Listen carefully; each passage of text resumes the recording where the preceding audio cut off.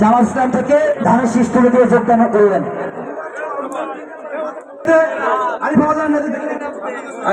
ইসলামের ফ্যামিলি এবং সম্পন্ন ওদের ওই যত অঙ্গ সংগঠন। ঠিক আছে। হানিফ শেখের নেতৃত্বে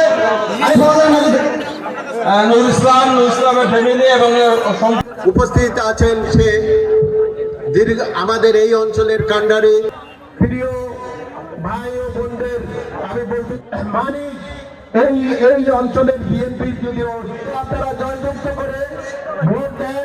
সর্বশেষ জাতীয়তা দলের পরিবার এবং মধ্যে রামপাল মোংলা মুক্ত হবে এবং এখানে কোন রকম অত্যাচার। পৌর বিএনপির সম্মানিত সভাপতি বাগেরহাট জেলা বিএনপির ধানের শীষের মনোনীত প্রার্থী জনাব ডক্টর